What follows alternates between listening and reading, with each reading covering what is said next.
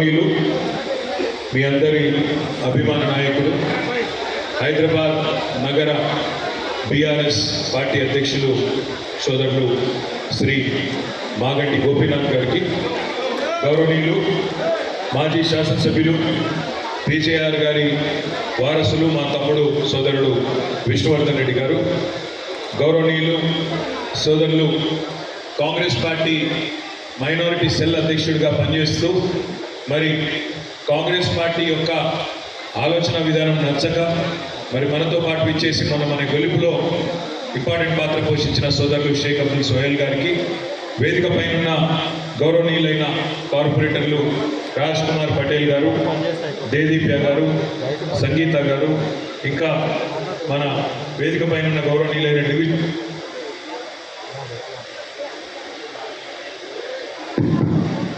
గౌరవనీయులైన బాలప్రతాప్ గారు, డివిజన్ అధ్యక్షులందరికీ పేరు పేరున, వేదిక పైన ముఖ్య నాయకులందరికీ, వేదిక ముందున్న మా ఆడబిడ్డలకు, అన్నదమ్ములకు, ముఖ్యంగా మీడియా మిత్రులకు పేరు పేరున అందరికీ హృదయపూర్వకంగా నమస్కారం, హృదయపూర్వకంగా ధన్యవాదాలు. ఇప్పుడే సోదరులు గోపీనాథ్ గారు చెప్తున్నారు, మా ఆడబిడ్డలు అయితే పొద్దున 9:30, 10కే వచ్చినారన్న, పార్టీ మీద ప్రేమతో అంత ఉదయం వచ్చినారన్నారు. మీకు ప్రత్యేకంగా మా హృదయపూర్వకమైన నమస్కారాలు కూడా మా ఆడబిడ్డలందరికీ తెలియజేస్తాము. మిత్రులారా, మీ అందరికి తెలుసు, మరి మొన్న జరిగిన శాసనసభ ఎన్నికల్లో డిసెంబర్ 3 నాడు మనం అనుకున్న విధంగా మన గవర్నమెంట్లోకి తిరిగి రావాలి, మనం తప్పకుండా మళ్ళీ కేసీఆర్ గారిని తిరిగి ముఖ్యమంత్రిగా చూడాలి అని గట్టిగా పట్టుబట్టి పనిచేసిన. అందులో మీరు జూబ్లీ హిల్స్లో బ్రహ్మాండంగా మీ ఎమ్మెల్యే గారిని అద్భుతమైన మెజారిటీలో గెలిపించుకున్నారు. మీ అందరికీ హృదయపూర్వకంగా ఇక్కడ కష్టపడి పనిచేసిన ప్రతి ఆడబిడ్డకు, ప్రతి అన్నదమ్ముడికి జూబ్లీ హిల్స్లో మీ అందరికీ నా హృదయపూర్వకమైన ధన్యవాదాలు. సరే, మీరు జూబ్లీ హిల్స్లో గెలిపించినారు. మొత్తం గ్రేటర్ హైదరాబాద్ పరిధిలో ప్రతి ఒక్క సోదరుడు సోదరి కూడా కేసీఆర్ గారి నాయకత్వం అయితేనే ఈ రాష్ట్రం బాగుంటుంది అని చెప్పి జిహెచ్ఎంసీలో క్లీన్ స్వీప్, మొత్తం ఒక్క సీట్ కూడా వేరే వాళ్ళకి పోకుండా క్లీన్ స్వీప్ చేసి కాంగ్రెస్ను, బీజేపీని అడ్రస్ లేకుండా గ్రేటర్ హైదరాబాద్ కాడికి చేయగలిగినాం. కానీ దురదృష్టం, బయట గ్రేటర్ హైదరాబాద్ బయట కొన్ని జిల్లాలలో మనం అనుకున్న ఫలితాలు రాలేదు. అందుకే మనకు 37% ఓటు వచ్చినప్పటికీ కాంగ్రెస్ పార్టీకి మనకంటే 1.85% అంటే చాలా స్వల్ప తేడా. దాంతో వాళ్ళకు కొన్ని సీట్లు జిల్లాలలో ఎక్కువ వచ్చినాయి. మనకు 39 వచ్చినాయి, వాళ్ళకు 64 సీట్లు వచ్చి వాళ్ళు గవర్నమెంట్లోకి వచ్చినారు. ఈ 45-50 రోజుల్లో నేను చూస్తూ ఉన్నాను, హైదరాబాద్లో ఉండే ప్రజలైతే ఇట్లా జరిగింది, ఎందుకు జరిగింది, ఎట్లా జరిగిందనే మాట నేను కనీసం హైదరాబాద్లో మిగతా మిత్రులతో, నాయకులతో, కార్యకర్తలతో మాట్లాడేటప్పుడు చాలామంది ఆశ్చర్యం వ్యక్తం చేస్తున్నారు, బాధపడుతూ ఉన్నారు. కేసీఆర్ గారు లాంటి నాయకుడు ఇవాళ ముఖ్యమంత్రిగా లేడు అంటే మేము జీర్ణించుకోలేకపోతున్నామన్న అనే మాట కూడా చాలామంది మిత్రులు చెప్తా ఉన్నారు. నేను మీ అందరికీ ఒకటే విజ్ఞప్తి చేస్తా ఉన్నాను, రాజకీయాల్లో, జీవితంలో చిన్న చిన్న ఎదురు దెబ్బలు, చిన్న సెట్ బ్యాక్స్ తప్పవు. ఈ రోజు మనకు జరిగింది కూడా ఒక చిన్న ఎదురు దెబ్బ మాత్రమే, ఒక చిన్న స్పీడ్ బ్రేకర్ మాత్రమే, అంతే తప్ప దీని నుంచి మన మీద గందరగోళం అయిపోయి, మన మీద భయపడి లేదా బాధపడి ఇంట్లో కూర్చునేంత భయంకరమైన ఓటమేమి మనకు జరగలేదు. 39 సీట్లు ప్రజలు మనకు అప్పచెప్పినారు. 39 సీట్లు అంటే 119లో సరిగ్గా 3వ వంతు, 1/3 సీట్లు మనకు అప్పచెప్పినారు. 14 సీట్లు మనం స్వల్ప తేడాతో ఓడిపోయినాం. జుక్కలనే ఒక నియోజకవర్గంలో 1100 ఓట్లతో ఓడిపోయినాం. దేవరకద్ర అనే మరొక నియోజకవర్గంలో 1300 ఓట్లతో ఓడిపోయినాం. మన కాగజ్ నగర్లో 3000 ఓట్లు, బోధన్లో 3000 ఓట్లు, ఖానాపూర్లో 4200, అట్లా చెప్పుకుంటూ పోతే ఒక 14 సీట్లలో కేవలం 4-5 వేల ఓట్ల తేడాతోనే ఓడిపోవడం జరిగింది. రాష్ట్ర వ్యాప్తంగా మీరు చూసినట్టయితే కూడా స్వల్ప తేడా, రకరకాల కారణాలు అయినప్పటికీ చాలా స్వల్ప తేడాతోనే మనం ఓడిపోయినాం. అదే హైదరాబాద్ కాడికి వస్తే అఖండమైన మెజారిటీలతో గెలిచినాం. 85,000, 72,000, 50,000, 40,000, 30,000 బ్రహ్మాండమైన మెజారిటీలతో హైదరాబాద్లో మనం జయకేతను ఎగురవేసినాం. ఇవాళ మనందరం ఆలోచించాల్సింది ఒకటే, పెద్దలు చెప్తారు, ఎక్కడ కోల్పోయిన దాన్ని అక్కడనే వెతుక్కోవాలంటారు. అందుకే నేను అనేది, తెలంగాణలో ఈరోజు ఏ అధికారాన్ని అయితే మనం చేదార్చుకున్నామో తప్పకుండా పార్లమెంట్ ఎన్నికల్లో మన గెలుపుతో తిరుగులేని సమాధానం. మనం గట్టిగా ఉన్నాం, తెలంగాణ ప్రజల్లో కేసీఆర్ గారు బలంగా ఉన్నారనే మాట తెలవాలి అంటే పార్లమెంట్లో బలంగా మనం పనిచేయాల్సిన అవసరం ఉంది. పోయినసారి కూడా సికింద్రాబాద్ లోక్సభ నియోజకవర్గ పరిధిలో మనం అన్ని నియోజకవర్గాలు గెలిచినాం. నాంపల్లిలో ఎంఐఎం గెలిచినట్టే. కానీ దురదృష్టవశాత్తు లోక్సభ ఎన్నికల్లో మనం ఓటమి పాలు కావడం జరిగింది. ఈసారి అట్లా కాకుండా మొదటి నుంచే మనం జాగ్రత్తగా పటిష్టంగా పనిచేసుకుంటే, మొదటి నుంచే మనం సరైన వ్యూహాన్ని రూపొందించుకుంటే తప్పకుండా జూబ్లీ హిల్స్ నియోజకవర్గంతో సహా 7 నియోజకవర్గాల్లో కూడా బ్రహ్మాండమైన మెజారిటీ వచ్చే అవకాశం ఉంటుంది. లాస్ట్ టైం కూడా గోపీనాథ్ గారు కష్టపడి లోక్సభలో మనకు మెజారిటీ ఇచ్చినారు. మీ అందరి కష్టంతో లోక్సభ ఎన్నికల్లో కూడా మనకు మెజారిటీ వచ్చింది. కానీ అనుకోకుండా వేరే చోట్ల మనకు రాకపోవడం వల్ల మనం ఓటమి పాలైనాం. నేను మీ అందరినీ ప్రార్థించేది ఒకటే, మనకు కాంగ్రెస్ బీజేపీ కొత్త పార్టీలు కాదు. కాంగ్రెస్ పార్టీ నైజం అయితే మీకు నాకంటే బాగా మీకే తెలుసు. మోసమే కాంగ్రెస్ నైజం, మోసం చేయడమే వాళ్ళ నైజం. మీరు చూస్తున్నారు ఎన్ని మాటలు చెప్పినారు. 1 కాదు 2 కాదు, 420 హామీలు, 420 హామీలు ఇచ్చి ఇవాళ అధికారంలోకి వచ్చి గద్దెనెక్కి కూర్చున్నది కాంగ్రెస్ పార్టీ. బస్సు ఫ్రీ, బంగారం ఫ్రీ, నీకు ఏది కావాలంటే అది ఇస్తామని చెప్పి నోటికి ఎంత వస్తే అంత, సిలిండర్ 500 రూపాయలకే, మహాలక్ష్మి అని చెప్పి ఆడబిడ్డలకు 2500, 100 రోజుల్లోనే చేసేస్తాం అని చెప్పి నోటికి వచ్చినట్టు చెప్పి వాళ్ళు అధికారంలోకి వచ్చినారు. వచ్చిన తర్వాత ఏం చేస్తున్నారు? ఒక్కొక్కటిగా చెప్తా ఉన్నారు. ఏమంటున్నారు? వాళ్ళు ఇచ్చిన హామీలు నెరవేర్చే తెలివి లేక, వాళ్ళు ఇచ్చిన హామీలు నెరవేర్చే సమర్థత సత్తా లేక ఇవాళ కేసీఆర్ గారి మీద, మన ప్రభుత్వం మీద, 10 ఏళ్ళు మనం చేసిన ప్రభుత్వ నిర్వహణ మీద ఇష్టం వచ్చినట్టు బదనాం పెట్టే ప్రయత్నం చేస్తూ ఉన్నారు. నోటికి వచ్చిన మాటలు మాట్లాడుతూ ఉన్నారు. కానీ నేను మీకు, మీ ద్వారా, మీడియా ద్వారా కాంగ్రెస్ పార్టీకి, రాష్ట్ర ప్రజలకు నేను విజ్ఞప్తి చేస్తూ ఉన్నాను. మనం నిజానికి 10 ఏళ్లలో తెలంగాణను ఎన్నో రంగాల్లో నెంబర్ 1 చేసి బంగారు పల్లెంలో ఈ రాష్ట్రాన్ని వాళ్ళకి అప్పజెప్పి దిగినాము. మనం నిజంగానే వాళ్ళకి చిత్తశుద్ధి ఉంటే ఇచ్చిన ప్రతి హామీని నెరవేర్చే దిశగా పనిచేయాలి తప్ప రోజు తెల్లారులేస్తే ఇంకా కేసీఆర్ గారిని తిట్టడం, నీ బొండిగా విసుకుతా అంటాడు కేసీఆర్. కొన ఊపిరితో ఉన్నాడు కేసీఆర్, పిసికేస్తే అయిపోతుంది అని రేవంత్ రెడ్డి మాట్లాడతాడు. బండి సంజయ్ మాట్లాడతాడు. కాంగ్రెస్ బీజేపీ కొట్లాడుకున్నాడు కాదు, కేసీఆర్ బీఆర్ఎస్ అయిపోయింది, చిన్నగా కొద్దిగా మిగిలినారు, ఫినిష్ చేయాలి వీళ్ళని ఆయన మాట్లాడతాడు. నేను ఒక్కటే మాట మిమ్మల్ని అడుగుతా ఉన్నా, ఎందుకు పిసుకాలి కేసీఆర్ బొండిగా? ఎందుకు ఉండకుండా చేయాలి బీఆర్ఎస్ పార్టీని? తెలంగాణ తెచ్చిన తెలంగాణలో పేదలను కడుపులో పెట్టుకొని చూసుకున్నందుక, గ్రేటర్ హైదరాబాద్ని ఇవాళ బ్రహ్మాండంగా ఒక అంతర్జాతీయ స్థాయి నగరంగా డెవలప్ చేసే ప్రయత్నం చేసినందుక ఎందుకు ఇవాళ బీఆర్ఎస్ పార్టీని పొందబెట్టాలని నేను అడుగుతా ఉన్నాను. ఇవాళ మీరు చూడండి, స్పష్టమైన ఎజెండాతో పొందుతున్నారు కాంగ్రెస్ బీజేపీ. కానీ దేశ ప్రజల ఆలోచనలు మాత్రం దానికి అనుగుణంగా లేవు. మొన్నటిదాకా మీరు కేంద్రంలో రాహుల్ గాంధీ గారు, అదేవిధంగా కాంగ్రెస్ పార్టీ చాలా డైలాగులు కొట్టింది. ఏమన్నారు వాళ్ళు? మేమందరినీ కూడగడతాం, మొత్తం దేశంలో ఉండే పార్టీలన్నింటినీ కూడగట్టి ఏదో అలయన్స్ పెడతాం, ఇండియా అలయన్స్ అని పేరు పెడతాం అని చెప్పి పెద్ద బిల్డప్ ఇచ్చి మమతా బెనర్జీ గారిని, నితీష్ కుమార్ గారిని, అదేవిధంగా అరవింద్ కేజ్రీవాల్ అందరూ మాతోనే ఉన్నారు, మీరు మాతో లేకపోతే బీజేపీతోనే ఉన్నట్టు లెక్క అని చెప్పి ఇష్టం వచ్చినట్టు మాట్లాడింది మొన్నటిదాకా. మరి అలా ఏం జరుగుతున్నది అంటే, రాహుల్ గాంధీ గారు భారత్ జోడో యాత్ర అని బయలుదేరిన అక్కడ మణిపూర్లో. ఆయనేమో భారత్ జోడో అంటున్నారు, ఆయన పార్ట్నర్స్ అందరూ రాహుల్కు చోడో అని చెప్పి వెళ్ళిపోయి వాళ్ళందరూ ఎవరి దుకాణం వాళ్ళు పెట్టుకుంటా ఉన్నారు. ఎందుకంటే వాళ్ళకి అర్థమైపోయింది, కాంగ్రెస్ పార్టీతో కాదు, బీజేపీని ఓడగొట్టాలి అంటే కాంగ్రెస్కు ఆ సత్తా లేదు, కాంగ్రెస్ వల్ల కాదు. అందుకే ఇవాళ ఒక్కొక్కరుగా వెస్ట్ బెంగాల్లో మమతా బెనర్జీ గారు వెళ్ళిపోయినారు. నేను రాహుల్ గాంధీతో కాంగ్రెస్ పార్టీతో పని చేయలేను, నా పోటీ నేనే చేసుకుంటా అని మమతా బెనర్జీ గారు వెళ్ళిపోయినారు. అరవింద్ కేజ్రీవాల్ గారు ఢిల్లీలో, పంజాబ్లో మా వల్ల కాదు ఈ కాంగ్రెస్ పార్టీ యొక్క అహంకారాన్ని భరించడం, మేము కూడా వెళ్ళిపోతున్నామని చెప్పి వాళ్ళు కూడా వెళ్ళిపోయినారు. తర్వాత ఇప్పుడే చూస్తాం, ఇక్కడికి వచ్చేటప్పుడు బీహార్లో నితీష్ కుమార్ గారు మా వల్ల కాదు కాంగ్రెస్ పార్టీని భరించడం, నేను కూడా వెళ్ళిపోతున్నా, బీజేపీని కొట్టాలంటే మళ్ళా వీళ్ళతోనైతే కాదు అని చెప్పి ఆయన కూడా వెళ్ళిపోతా ఉన్నాడు. కేరళలో సిపిఎం పార్టీ నిన్న మొన్నటి దాకా వాళ్ళు కూడా మేము కాంగ్రెస్తో కలిసి పనిచేస్తామన్నారు. వాళ్ళు కూడా ఏమంటున్నారు, ఇప్పుడు రాహుల్ గాంధీతోని కాంగ్రెస్ పార్టీతోని కలిసి పని చేయలేము అని చెప్పి వాళ్ళు కూడా వెళ్ళిపోతా ఉన్నారు. అందుకే ఇవాళ మనం ఈ దేశంలో ఈ రాష్ట్రంలో ఉండే ప్రజలందరికీ మనం చెప్పాల్సింది ఒకటే, బీజేపీని ఆపాలంటే, మోడీని ఎదుర్కోవాలంటే కాంగ్రెస్ పార్టీతోని రాహుల్ గాంధీతోని కాదు.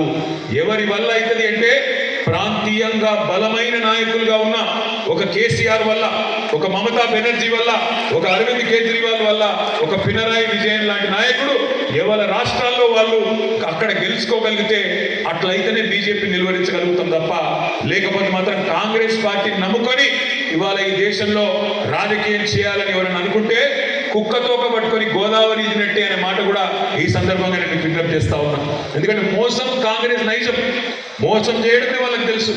మా తమ్ముడు విష్ణువర్ధన్ రెడ్డి ఆయన కుటుంబం మొత్తం జీవితాంతం పనిచేసింది కాంగ్రెస్ పార్టీలో, మీ అందరికీ తెలుసు. కానీ ఆ తమ్ముడు గొంతు కూడా కోసి ఇవాళ ఆయనను కూడా అవమానించి ఇవాళ మనం ఇబ్బందులు పెట్టిన మైనాన్ని కూడా మనం చూస్తూ ఉన్నాం.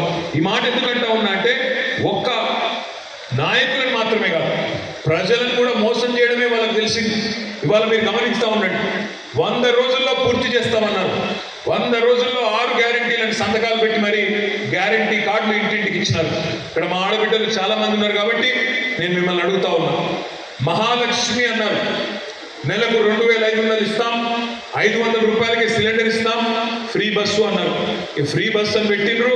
ఆ బస్సులలో ఎట్లా కొట్లాడుకుంటున్నారో మా ఆడబిడ్డలు నాకంటే బాగా మీరే చూస్తూ ఉన్నారు. జుట్లు పట్టుకొని కొట్లాడుకుంటున్నారు, యుద్ధాలు చేస్తున్నారు. అలాగెళ్ళి ఆ బస్సు ఎక్కడికే, బస్సు లోపలికి ఎక్కడికే ఆ బస్సు డ్రైవర్ సీట్లకి వెళ్ళిపోతున్నారు, కిటికీలకి వెళ్ళిపోతున్నారు.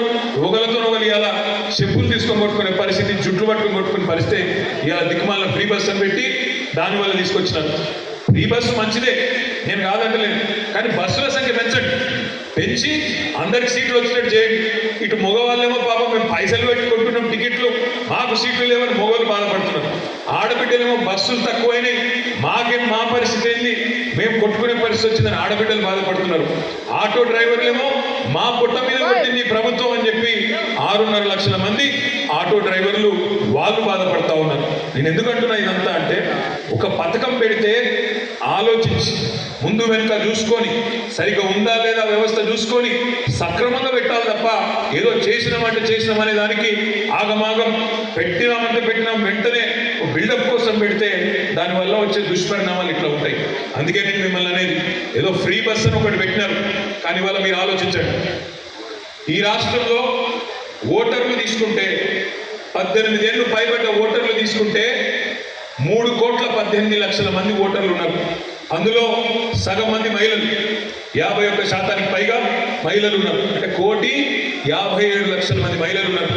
మరి 1,57,00,000 మంది మహిళా సోదరిమణులు 18 ఏళ్ళు పైబడ్డ వాళ్ళు ఎవరైతే ఉన్నారో వాళ్ళందరికీ మహాలక్ష్మి ఇస్తానని చెప్పినారు. మీకు పార్లమెంట్ ఎన్నికల లోపలనే మార్చి 17 లోపలనే ఇస్తాము, 100 రోజుల్లోనే ఇస్తామని చెప్పినారు. మరి 100 రోజుల్లో మహాలక్ష్మి పథకం ప్రారంభిస్తారా లేదా మీరే ఒకసారి ఆలోచించాలని చెప్పి నేను కోరుతా ఉన్నా. మోసం కాంగ్రెస్ నైజం, ఎట్టి పరిస్థితుల్లో ఇయ్యరు. ఇస్తే కూడా ఏం చేస్తారు, 1,57,00,000 మందికి ఇస్తారా, ఇయ్యకుండా తప్పించుకునే ప్రయత్నం చేస్తారు. ఏదో ఒక షరతు పెట్టి ఇంటికి ఒకటని, తెల్ల కార్డని. మీరు ఒక మాట ఆలోచన చేయండి, కేసీఆర్ గారు ఉన్నప్పుడు ఇదే హైదరాబాద్ మహానగరంలో మనం కూడా ఇంటింటికి పోయి సమగ్ర కుటుంబ సర్వే చేసినాం.